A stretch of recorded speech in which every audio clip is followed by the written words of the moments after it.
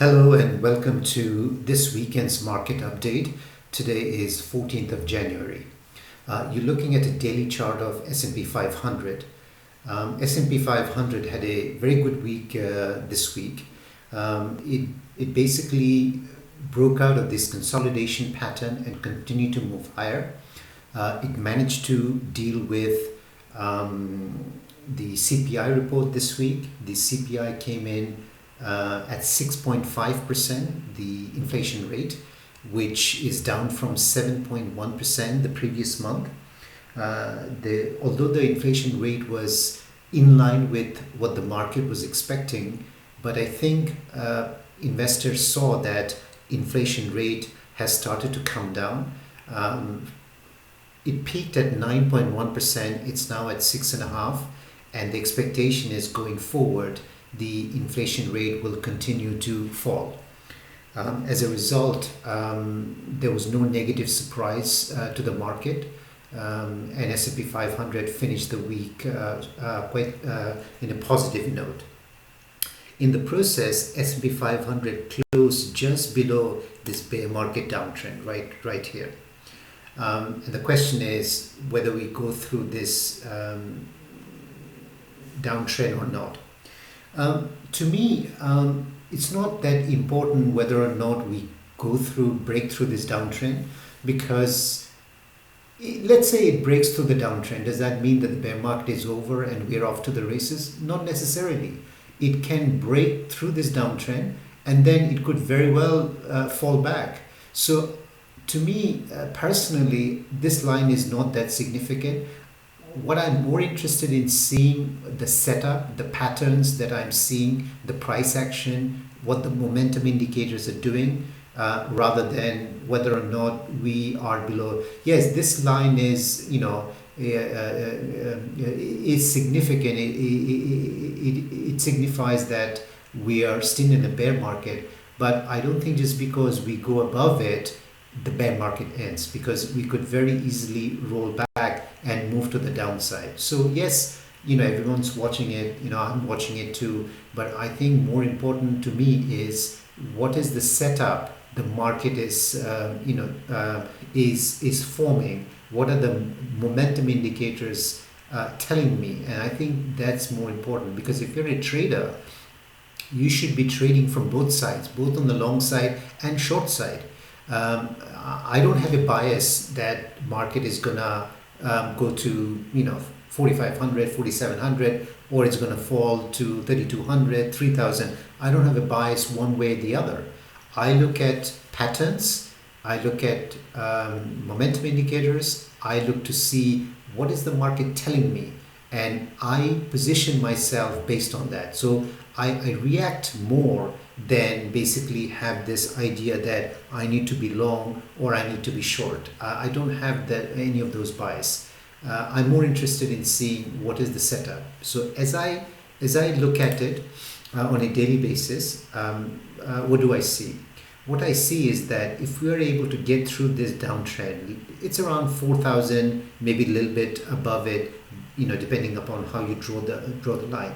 If that's the case, then I could clearly see S&P 500 going up and challenging the previous highs from December, which is around 4,100. Now, if on the other hand, market pulls back, then what are the levels we should be looking at? The levels we should be looking at would be first this red line, which is around 3,900, and then this level right here, which is around 3,800. Now, I've got two channels right here. One connecting the high right here and this low. The red line is the midpoint of that channel, and the other one is connecting the low and this high, which is the blue lines. You can't see the blue line right here, which is which is at this level, and this gray line is the midpoint of those two. You can see that markets spend a long time at the midpoint of the high, this high and this low, and then this line, red line, which is the midpoint of these two brown lines, that is also significant because that line acted as support as well as resistance a number of times. So if there's a pullback, I would expect some reaction at this red line, which is around 3,900, And then additionally at this gray line, which is around 3800, which is also where markets spend quite a bit of time. And resistance is obviously at 4000 and then at 4100. So if this line gets taken out, then I would be looking for a move up to 4100. But if we do pull back, then I expect some reaction at 3900 and then definitely at 3800. Now, what are the momentum indicators telling us? So if you look at MACD crossed right here, and now MACD is moving higher. It hasn't crossed above the 0 line, but it is moving higher. If you look at RSI is above the 50 level. 50 level is this green line right here. You can see in the month of December, it remained below the 50 level. But then in January, it moved above. So RSI is positive. MACD is not 100% positive, but it is moving in the right direction. So the momentum indicators are telling me the bias is to the upside, at least on a daily basis, on a daily time frame. Having said that, market has actually gone up quite a bit in the last, so let's have a look. Since this correction, when S&P was down 8.2%, S&P is up 6.36% from this lows. So you might say that it's up 6.5%, so there is room for some profit taking. Absolutely, because you can see stochastic is in overbought territory. Stochastic is also suggesting that maybe maybe the market could consolidate and pull back a little bit. If I show you this chart, this is S&P 500 on the top, and the bottom one is percentage of S&P 500 stocks above the 20-day moving average. Now I've got two lines right here. You see this black line and then this purple line right here. Now, when percentage of stocks above the 20-day moving average reaches this black level, you see the market gives you a reversal. You can see right here. Let me just fix this one because they're not lined up properly. So let me just right. So you can see that when percentage of stocks above 20-day moving average, this level, meaning when 93% of the stocks were above the 20-day moving average, the market was overbought and we got this top right here and then this correction.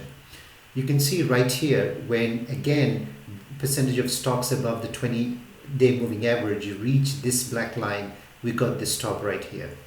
Again right here we saw that in March that was linked to this top, and then we saw this was in December of 2021, and then that gave us this top. So you can see that when market reaches this level right here, the black line, generally we get a correction. Now sometimes it doesn't go all the way back to the back line. Like right here you can see that it didn't go up to this black line. So it reversed from here, and that's when we had this peak. And this is 85%. When 85% of the stocks reached their 20-day moving average, when 85% of the stocks were above the 20-day moving average, we also saw some kind of a correction. Where are we right now? We are at that level. So percentage of stocks when they are above the 20-day moving average, when they are 85% to 93%, you generally see some kind of a correction, or market is telling us that we are at overbought level. We can go a little bit higher, and if so, then we would expect some kind of a pause in S&P 500. So that's basically what is also the stochastic is telling us, is that we are overbought. Maybe there is an opportunity for some profit taking right here. Now, how deep the profit taking would be, difficult to say, but you can see that in the past, this one was not that big. This one was 8.2%, but over here we got bigger correction. So the last one was 8.2%. Is that going to be 8.2% all the time? Not always. But I'm looking at these two levels. I want to see what happens at 3900 and then 3800. If 3800 is breached, then there's quite a bit of space right here. Then we're looking at 30, 3700, 37, 3650, those sort of levels. So, on a daily basis, definitely the bias is to the upside, but we could see some sort of a pause because market is overbought. If this resistance get taken out, the downtrend line, then 4100 would be the next level. If you look at the weekly basis, I'll remove some of the drawings so you can see. In a weekly basis, you can see that there is potential for a higher low. It's not there yet, we're not there yet because it needs to close above 4100. You can see that, but if you consider this low, and this low, that could very well be an inverted head and shoulder. But we're not there yet, but there is a structure which is being formed, whether it completes the pattern or not, remains to be seen. But you can clearly see that what the structure, the structure that is currently being formed. If I look at the momentum indicators, I see that weekly RSI has gone above the 50 level. This is positive, but it did go above 50 level three times before since this bear market started, and each time it fell back. The question is that going to do the same, or is that going to stay above? For S&P 500 to move higher, the momentum indicators should be positive. At the moment, this one is, but MACD is not yet. MACD remains below the 50 level, below the zero line right here. But it is moving towards that level. You can see right here, when we came out of the COVID low, when MACD crossed above the zero line and RSI was above the 50 level, all the way up to this point, we saw prices moving higher. So at the moment, the momentum indicators are not yet in positive. This one is, but MACD is not. If MACD crosses above the zero line, then and RSI remains above 50, then both of them would be positive. We can then expect higher prices, but we're not there yet. But it is moving in the right direction. So just to summarize, on a daily basis, they're overbought. We could see some pullback on a short-term basis, but momentum indicators are definitely moving higher. If we look at some of the sectors, just to see what the sectors are telling us, I'll start off with XLK, which is the largest sector. You can see that XLK has started to move higher, and obviously this put upward pressure on S&P 500. If this continues to move higher, because the momentum indicators are moving higher, that should be positive for S&P 500. But that, having said that, stochastic is overbought, so we could see some kind of a pause right here. If you look at the weekly chart of XLK, it is beginning to be constructive, but it's not there yet. Could this be a higher low? You can see RSI is not above 50. MACD remains below the zero line. So the momentum indicators are not yet. So the technology sector has been the laggard, but it seems to be moving in the right direction. So if we see further push ahead in coming weeks, that would be positive. But on a short-term basis, I would expect some profit taking. If I look at XLV, which is the second largest weight, if I look at the weekly, it looks like it's a bull flag consolidation. This was a big run up and now it's consolidating. The momentum indicators are positive. You can see MACD above the zero line.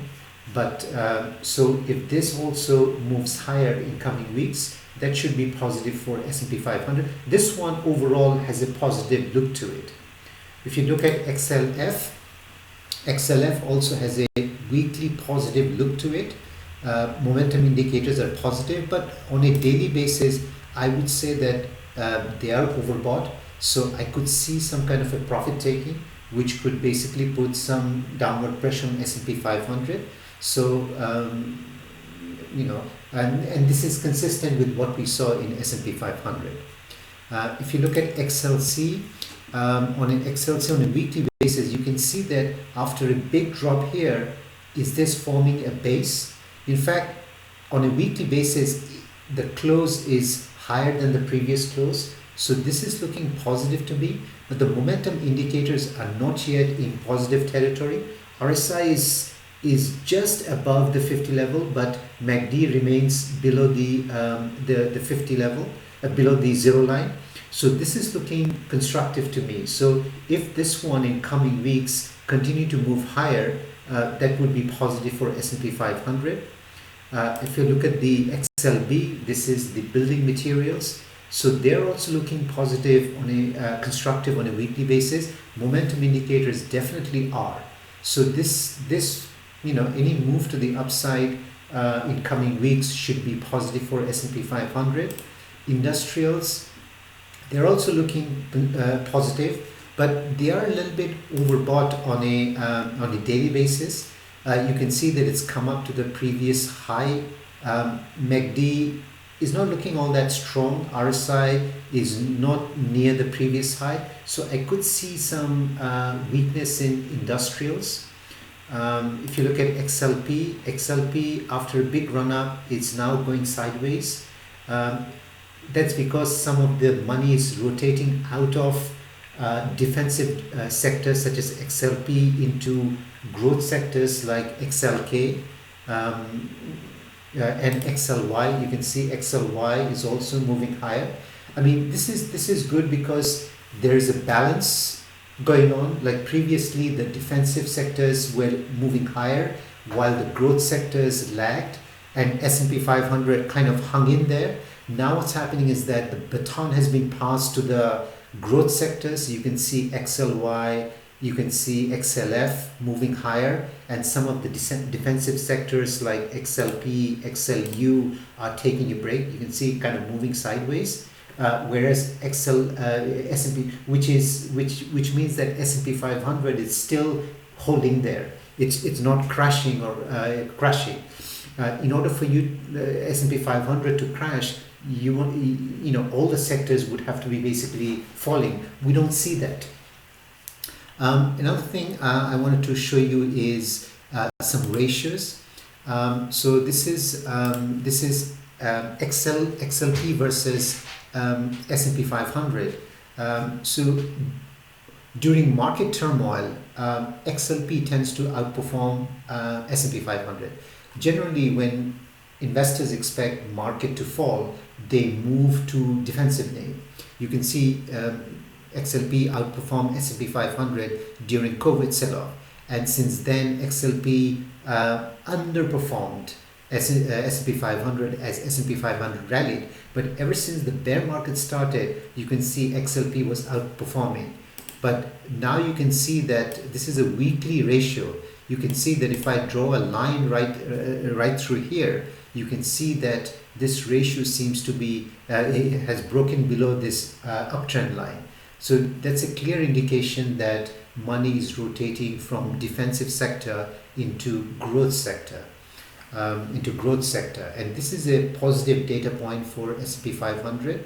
If you look at the next ratio, which is XLU, utilities versus S&P 500, you can see that there is a higher low being formed.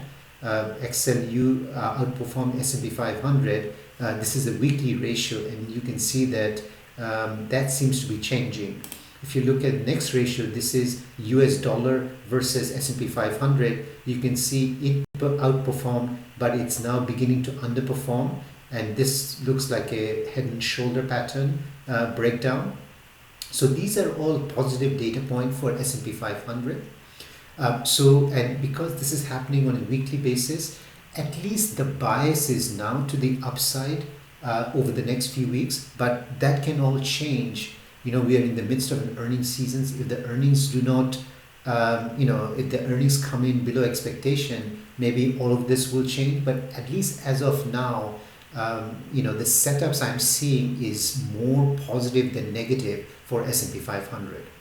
So let's have a look at what's happening in other averages, NASDAQ and Russell 2000. So if you look at NASDAQ on a daily basis, you can see NASDAQ is also moving higher. It's now taken out this area of resistance. So if NASDAQ, if S&P 500 moves higher, then I would expect NASDAQ to go back and retest this level.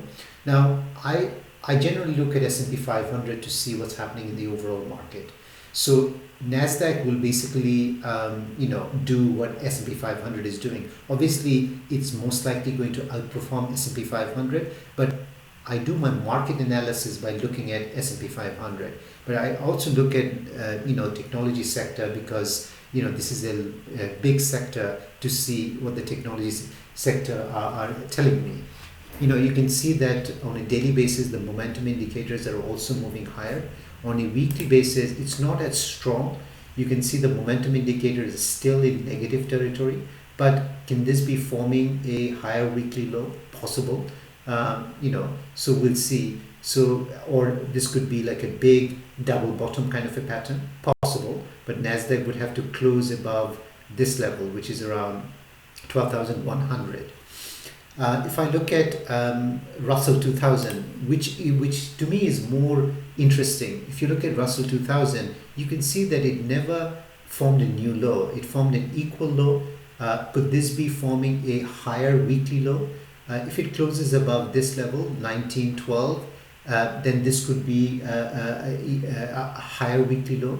You can see that the momentum indicators are improving. RSI is now back above 50 level, and MACD is now heading towards the zero line. It hasn't crossed above the zero line, but this is looking quite interesting to me. If you look at the monthly chart, I'll show you something interesting. If you look at the monthly chart, you can see the MACD is beginning to curl. It's not there yet. Similar to like this. Is that, is this going to do like this?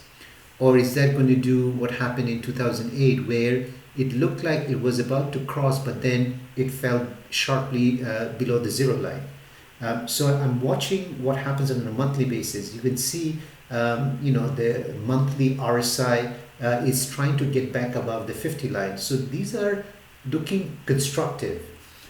So we'll find out in coming weeks and months how these patterns, evolved. So I think it's very important that we look at the patterns to see what are they telling us, how we should be positioning. At the moment, it's saying that the patterns are more positive than negative. So the bias should be on the long side. But once they change and starts to become negative, then obviously we should change our view and look for on the short side. But I think at the moment, yes, on a short-term basis, I can see that big run-up, you can have some pullback. But longer term, I do see that this is a very constructive on a weekly basis. So, so if I see this pullback, and if I see that the weekly patterns are still looking constructive, then I wouldn't be expecting, Russell to go back and retest this low yet. For that to happen, I need to see changes in the patterns. When that happens, then surely we should be looking to the, we should be looking on the short side. But at the moment, you can see the momentum indicators are moving higher, so the bias should be to the upside, at least for now. If we look at what's happening on the bond market yields, so this is the 2-year bond yield. 2-year was up almost 9 basis points. You can see it's kind of going sideways, trading between 4.6 to 4.25. So market is trying to digest what the Federal Reserve, we know that Federal Reserve is going to increase Fed funds rate to at least 50%, at least 5%.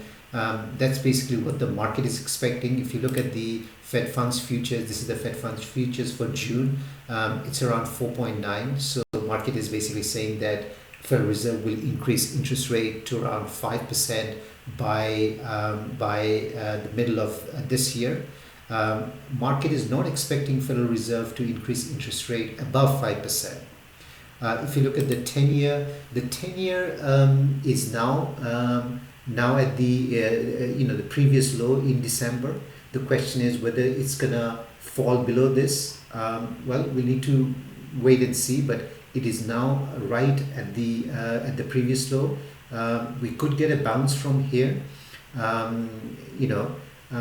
Previously it had rebounded to the midpoint of this range, the high and the low. So now it's right at the bottom. Could we see a W pattern right here and see move to the upside? I mean, if I look at the weekly basis, I can see that the weekly is looking like it wants to go lower, because you can see there was a big rally, then the correction, and there was this lower high. If it closes below this level, then it will establish a lower high on a weekly basis. You can see the momentum indicators are moving lower. So on a weekly basis, it's telling me that it wants to go lower. On a daily basis, it's telling me that it is over, if it's due for a bounce. The question is, is the bounce going to be a lower high? You can see that it's been making lower high. If so, then I would expect it to break below this level when it starts to decline. But at the moment, I would say that there is a opportunity for a bounce. Whether this takes out this high to be seen, but if it establishes a lower high, then that would be another positive data point for S&P 500. If we look at VIX, so if you look at VIX, I have this channel right here. So the VIX has closed below this channel. So it's definitely looking weaker to me.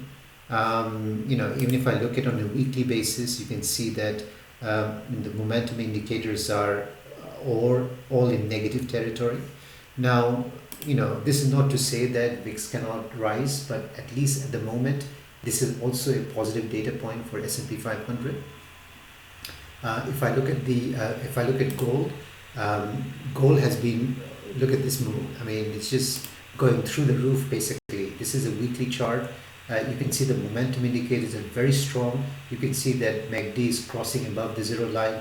RSI is moving higher on a weekly basis. It has taken out this resistance. So the next area of resistance is right here. So if I just draw a line right here, so something like that, this would be around 1990 level. So we are at 1921. So there's quite a bit of room to the upside. Now, again, that depends on US dollar. You can see dollar has been continuing to move lower. Now, dollar is coming to this area.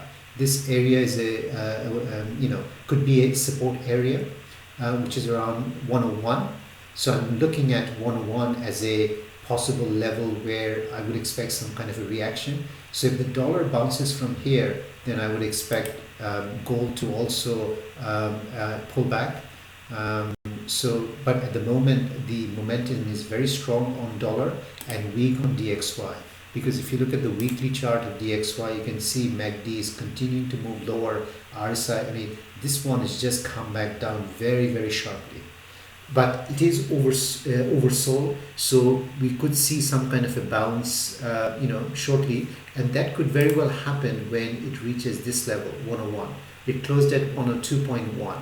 So I'm watching this level in DXY for a reversal. But I'm not sure that it's going to go all the way back. I wouldn't expect it to go up to that level. Why? Because if the economy is weakening, then I wouldn't expect dollar to go back to the previous side. No. At best, I would expect it to go up to this level, 108. Even that, I would doubt. But I would expect some kind of a bounce because it's way oversold. So it's due for some bounce. If I look at oil, oil is on a, so got this channel right here. So it's now working through the midpoint of this channel. This is the daily chart. If it closes above, let's say 81, it will establish a higher low on daily basis, which means that there is a possibility that oil can go up to the top of this channel, which is around 90. You can see the momentum indicators are beginning to move higher, so it's slightly positive for oil on a daily basis. Now, if I look at the weekly basis, on a weekly basis, the momentum indicators are still weak. You can see MACD is below the zero line, RSI below the 50 level. So I need to see them move above, go into positive territory if oil is to have a sustained rally. Now, if I look at the monthly basis, I can see that the monthly basis MACD is crossed and moving lower. So on a higher time frame, it's telling me that momentum is still weakening. Now, the RSI is at the 50 level. If RSI falls below 50 level, then I